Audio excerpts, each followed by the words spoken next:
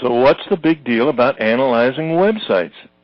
Well, maybe it's to make sure that they display the most important content quickly. You know, load pages at consistent speeds and don't suffer unexpected downtimes. The problem? Waiting longer than a few seconds for website content to load can at best be annoying. Worse, for Internet-based businesses, it can mean real bottom-line losses in customers and sales. Greetings, everyone. It's Tuesday, June 10th, 2014, and this is Tech Talk with Technology Association of Georgia President Tino Mantella. I'm your guest host, Frank Baia. Up to the Tech Talk, TAG's 2014 Georgia Technology Summit, Top 10 of Top 40 Most Innovative Companies in Georgia, and the winner of the prestigious Best in Show Award at this year's summit, Rigor, Web Performance Management Solutions, as we speak with company CEO Greg Hyde. Greg is responsible for product management, marketing, sales, and operations. Spanning a decade of proven performance, Greg has designed and implemented application performance management solutions for the Fortune 1000 companies and government agencies. Both innovator and entrepreneur, Greg is active in the Atlanta Tech Village, the Technology Association, and the Advanced Technology Development Center at Georgia Tech. Web performance management, is it for the sake of human experience or for the efficiency of machines? Can we accurately monitor and measure the delivery of an experience to a user in order to optimize it for the greatest impact? Get the full and fast upload on what's hot in this rapidly growing technology sector and why an Atlanta startup is already leading the industry in innovation and market penetration as we Tech Talk Web Performance Management with TAG's 2014 GTS Best of Show winner, Rigor CEO Greg Hyde. This edition of Tech Talk is brought to you by GlobalSpeak.com, new media consultants, corporate video and audio communications, video and audio production and distribution, live and virtual event production. TAG TV and TAG Radio is a service of GlobalSpeak.com, creatively delivering powerful marketing, video, and audio solutions. Craig, welcome to Tech Talk. Hi, thanks for having me. Well, everyone knows what it's like to arrive at a website only to have you to wait and wait and wait for the site's content to load. I guess for ordinary users, it's pretty annoying, but for business, it can be disastrous. Let's go into a little bit about the experiences and some of the strategy that you use to avoid that situation.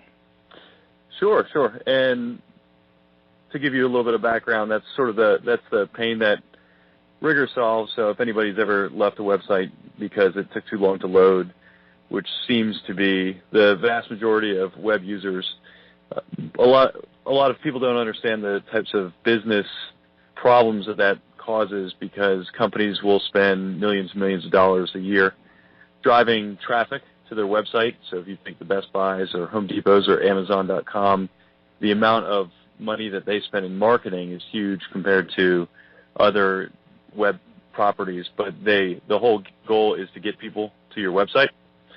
And if the page takes too long to load, what happens is users just hit the back button and go to the next result in Google. So we end up solving that problem through our technology to enable companies to run faster and more reliable sites. So it's a pretty simple problem that takes a little bit of complicated or complex technology to solve it, as you can imagine. Sure. Well, and again, as I'm gathering the insight of what you're describing, it's all about loading the pages at a consistent speed, not having unexpected downtimes. I mean, the kind of situation that is not only getting the entire content up as quickly as possible to avoid that click off and going back to Google, but to make sure that the overall user experience is completely satisfactory. That's right. And if you can think of the last time that you left a page because it was too slow or you're trying to process an order, it not only do people leave the site mid-conversion, as they call it, so a shopping conversion is when somebody comes to the site and then ultimately orders something. So they lose that conversion, but it also leaves a bad taste in people's mouths for the brand that they saw. And everyone knows that faster is better for everything, so nobody ever gets in a long line at the grocery store. But to kind of relay that to the digital world, nobody waits for the site to load, so they just leave. And they've got unlimited choices because it's the internet and you can go anywhere, anytime. So everybody's got to be the best brand that they can be, and that's what we try and do. Is help them be the fastest and most reliable that they can be. So that's sort of the gist of what we're looking to do. Now, after all said and done, I mean, beyond the speed of it, which obviously is crucially important, I don't think that seems to be the topic of the moment. No matter what you talk about, it's faster. But how do you, or in fact, can you accurately monitor and measure the experience that you're delivering, as far as being able to optimize it to the actual user? It's a tough problem, and it's actually getting harder. So even though the internet is becoming a lot better from a performance standpoint, meaning everybody has very fast connections, they have super fast connections to their phone, they have super fast connections at work, everyone has very fast download speeds, or at least they want fast download speeds, so they have the option to get them. But now you hear a lot of people talking about the cloud and how everything's going out towards the cloud, but that's really what ends up being the difficult challenge that people are having, is now that the cloud, when I do the air quotes for the cloud, it means technology that you didn't build, you're not operating yourself, you're just paying for as a subscription service. Mm-hmm. So if you take the average website today, it has about 100 different files coming from 20 different places, which these places are coming from the cloud. So you click a button and you add the Facebook widget to your page, or you have some kind of streaming video from a reviewer or whatever it is. So that's the tough part, is not so much getting your technology to work reliably and quickly. It's making sure that everybody else delivers as well. So that's sort of the challenge. It's a big paradigm shift between what the world of technology used to be versus where it is today. And it really is, the big drivers are the cloud and mobile and the advent of the web technology really proliferating. Well, I mean, after all said and done, the web performance management is for human experience and not for the machine. So when you even look at the future as far as cognitive computing and some of the sensors and computers talking to computers and teaching each other, the experience is still going to be human-based and at some point or another transactional, whether it's from say a crypto-economic standpoint, when you're talking about something as crazy as Bitcoin, all the way through to the just knowledge and basic information exchange on how to do something.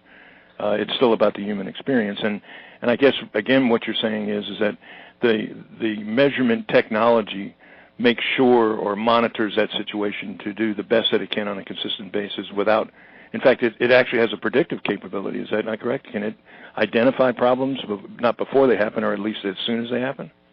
Yeah, actually I'm going to take a step back to you were talking about how people feel when they interact with things.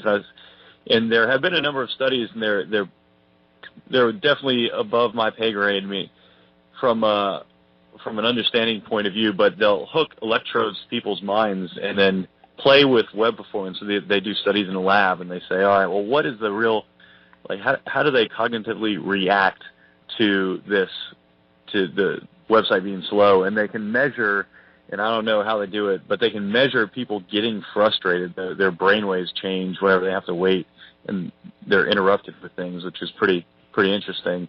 But when we look at it, we typically look at it more from a dollars and cents point of view.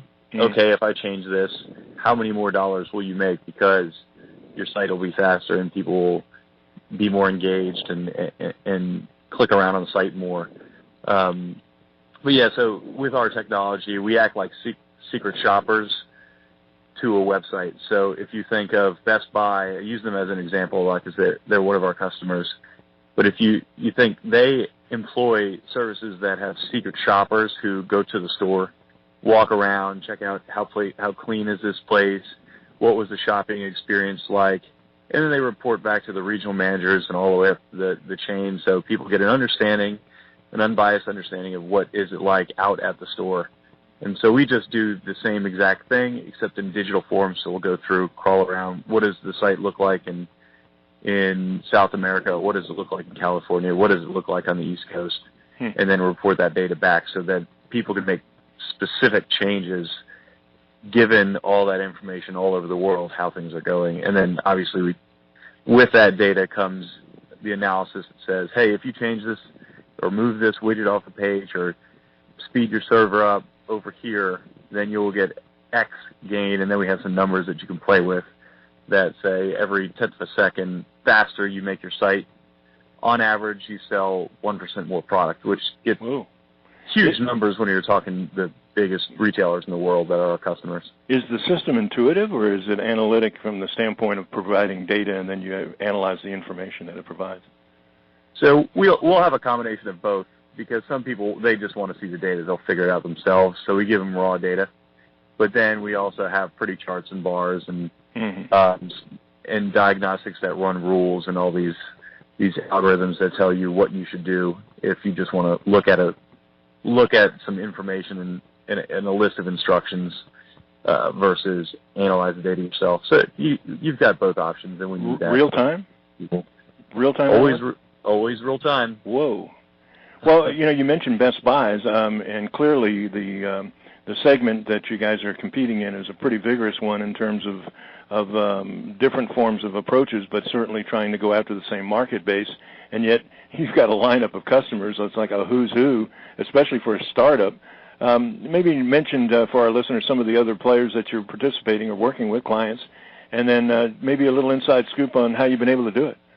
Sure, and the way that I like to explain it, it's kind of nuts when I say it out loud, because it's crazy to see that so many people will be using us. But if you've used the internet to check the weather, search for a job, or buy electronics online, then your experience has been monitored with our technology.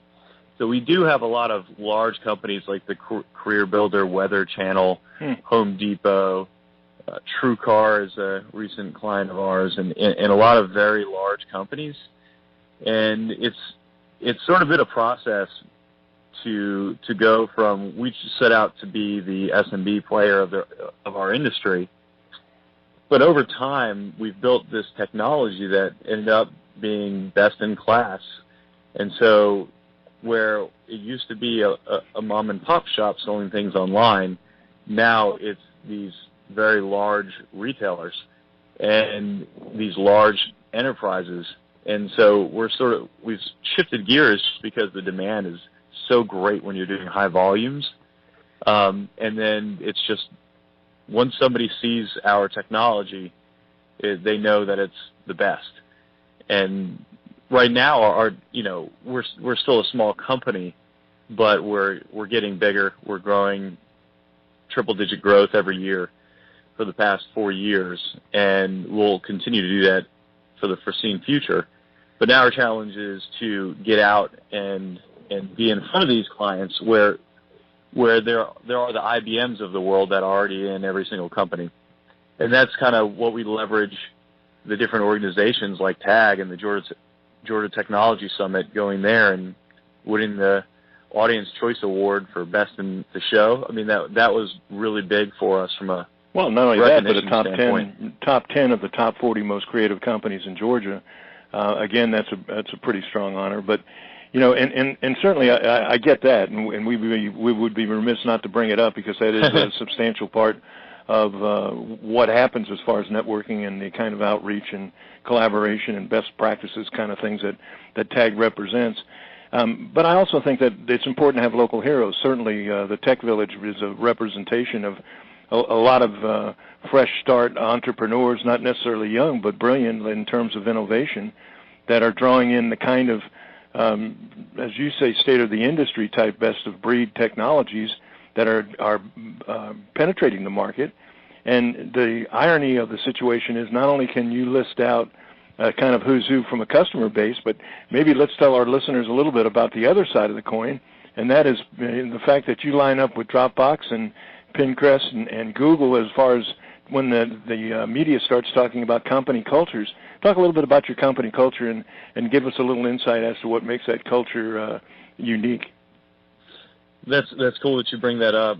We have that link to the Headline News recently profiled us, along with those companies that you named, the biggest of the biggest technology companies in the world, and it was very cool to be profiled alongside of those companies on the culture. And that one was specifically on the perks. So we have some cool perks in our company where you can work anywhere, anytime. We don't do any vacation tracking. We're inside the Atlanta Tech Village, which is a huge work perk in itself, and it's fully stacked with all the video games and ping pong and shuffleboard and games you can play. It's like something straight out of a movie. But what I think is unique about our culture is the team. So we have all those cool things that make a software company cool, all the good perks. But then as a team, I think we've got a pretty unique set of people working with us who, we're a very young environment, but everybody is very smart and hungry and eager to learn. And we're all of us are punching above the weight class. Our weight class, meaning we're doing things that we, on paper, probably would not be qualified to do, but that's just how we operate as a company. Is we get things done that most people would think that we wouldn't even be able to get done. And so it's a pretty upbeat and fun environment, and we all enjoy ourselves at work and out of work, after work as well. So the culture is very important for us. Web performance monitoring, I guess, is in a growth stage without question, but certainly progressing like everything else to what's next. Maybe give our listeners a little insight as to what's happening in the industry, and then specifically what's next for Rigor. That's a great question. And the industry as a whole is definitely growing quickly. So if you think about how people use technology, even 5 years ago, you have what we call fat client applications, meaning the brains are on the machine. So you open up an Outlook on Windows, for example, and everything's done on the machine. And there's some talking back and forth. But now, more so than ever, everything's either going to the web or going over the internet in mobile fashion. And so everything's moving to the technology that we're working on, and people just need tools to help them build these systems. And then there's also what's called the big data craze, where there's all this information out there getting transferred over the internet, and it's being done from a machine to a machine in form of APIs or web services, meaning a web page is for computers to talk to each other with. And so we want to expand over the course of time to not only just do web, we also do mobile, we also do the web service monitoring, keeping track of everything that's going on out there. But so that's sort of where the industry is going. Every type of technology is going out to the internet, and that's where we're going to play. And then from a company standpoint, we're just going to keep continuing to grow with these triple-digit growths and expand the team and really focus on building the brand. And that's why the TAG, the Georgia Technology Summit Award, was so big for us to win, is because it gives validation from all the industry professionals in Atlanta or in Georgia that this is the company to watch. So it's really important from a branding perspective for us. Well, I think you're at a point now where it validates as much as it makes into the image because you're there. I think the reputation, the credibility, the market penetration, and the performance, not only now but what's projected for the future, absolutely blowing it out of the ballpark, Greg. Thank you so much for taking time out of your busy schedule to join us for a few minutes today on Tech Talk. Thanks a lot. Thanks for having me.